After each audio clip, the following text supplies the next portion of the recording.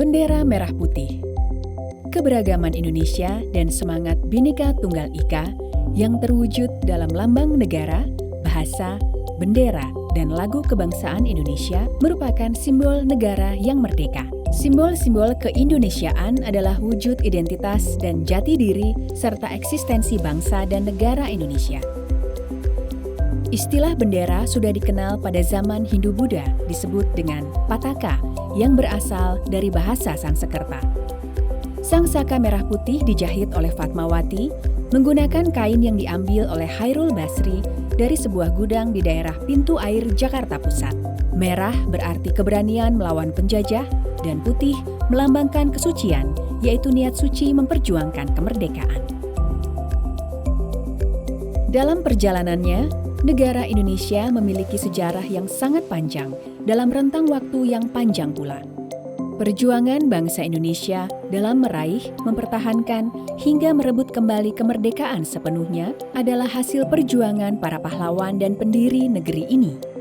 Perlawanan terhadap penjajah, mulai dari Aceh hingga Papua, mulai dari perjuangan angkat senjata hingga diplomasi. Semua itu merupakan proses menuju kemerdekaan seutuhnya, kemerdekaan Negara Kesatuan Republik Indonesia.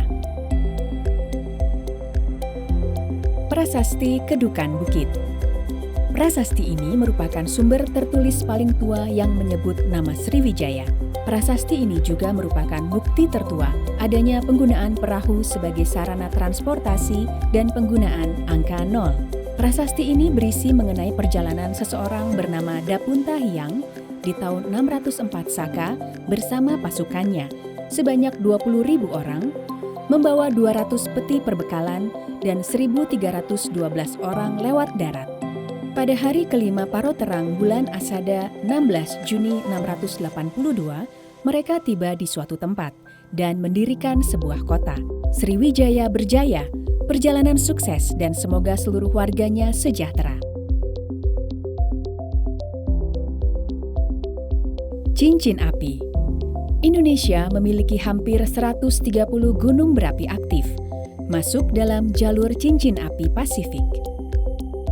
Zamrud Khatulistiwa, gugusan kepulauan nan hijau bak warna batu zamrud, terletak di garis lintang 0 derajat.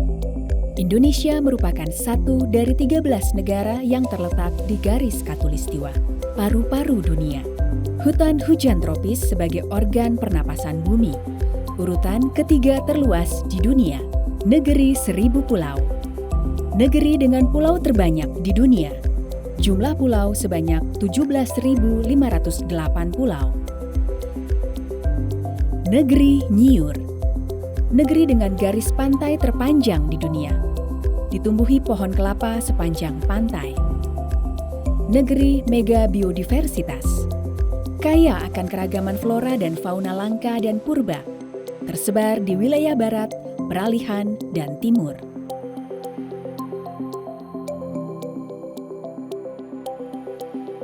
Perahu arwah. Perahu ini diyakini oleh masyarakat Batak akan membawa roh orang meninggal mencapai akhirat. Caranya dengan menempatkan abu orang yang sudah meninggal ke dalam perahu dan melemparinya dengan batu sampai tenggelam. Pada bagian depan perahu terdapat patung laki-laki membawa senjata sebagai orang yang membawa roh dan berkontak langsung dengan leluhur ke dunia lain. Patung kecil di tengah kapal melambangkan roh orang meninggal. Upacara pemakaman ini dipimpin seorang pendeta.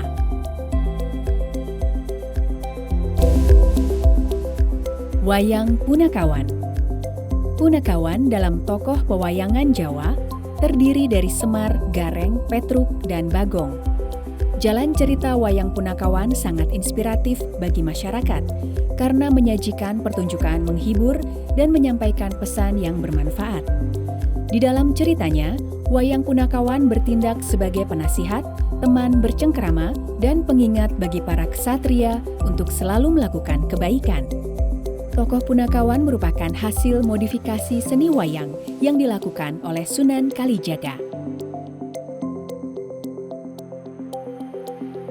Fragmen figurin.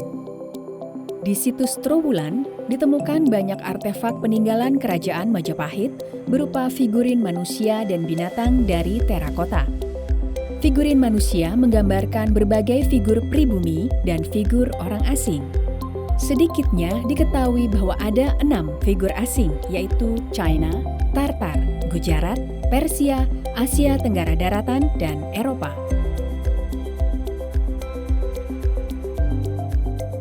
Nekara Makalamau. Nekara atau genderang ini oleh masyarakat setempat disebut Makalamau. Bentuk dan ragam hias nekara Makalamau memiliki kesamaan dengan ragam hias nekara dari Dongson, Vietnam Utara, sehingga keberadaan nekara menjadi jejak hadirnya kebudayaan Dongson di Nusantara.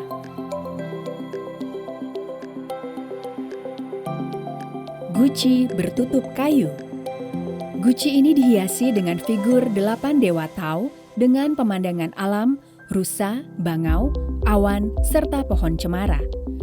Guci seperti ini pada masanya sering ditambahkan dengan tutup yang bentuknya serasi. Keramik asing banyak ditemukan di Indonesia. Hal ini menandakan adanya aktivitas perdagangan dengan pedagang dari mancanegara. Selendang pelangi. Selendang pelangi dipakai perempuan yang baru menikah saat pertama kali berkunjung ke rumah mertua. Ragam hias terinspirasi dari indahnya batu-batu mulia. Warna merah menyerupai batu rubi. Warna hijau memperlihatkan indahnya batu zamrud. Ragam hias dibuat menggunakan teknik jumputan dan tritik.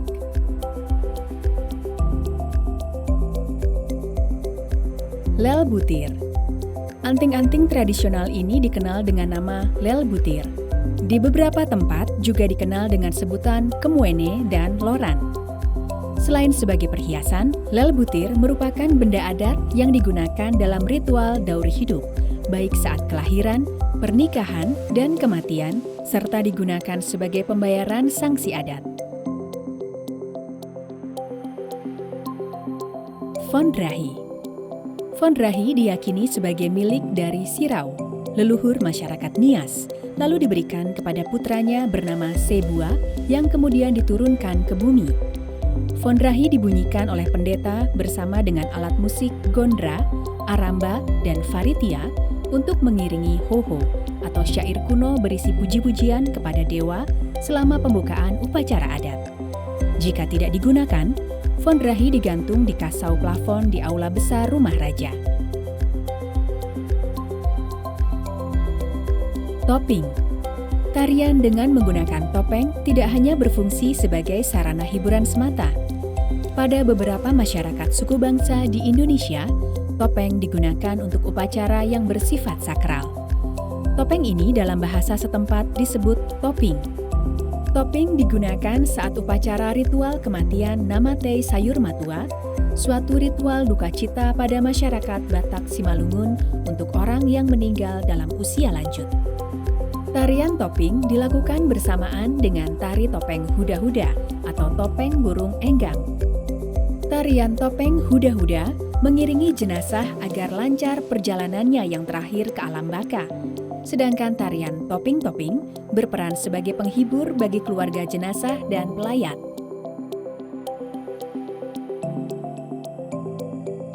Wayang Lilingong, Raksasa Kalageni. Lakon dalam pertunjukan Wayang Lilingong diadaptasi dari kisah Mahabharata, namun cerita dan tokoh lokalnya cenderung lebih kuat. Tokoh antagonis berupa raksasa beserta punakawannya, sedangkan tokoh Kurawa ditiadakan. Bahasa yang digunakan dalang saat pertunjukan adalah bahasa Sunda, Jawa, dan Bali. Wayang Lilingong merupakan hasil kreasi 3 orang pelarian dari Bali sekitar awal tahun 1700-an. Akhir tahun 1930-an, wayang ini masih dipertunjukkan, namun kini pertunjukan Wayang Lilingong tidak dijumpai lagi. Keris Putut. Bilah keris putut Nagalare ini memiliki 13 look, dengan pamor yang dibuat dengan teknik tiban. Sarung keris atau rangka terbuat dari kayu katimaha, dilapisi tembaga dengan gaya bancihan.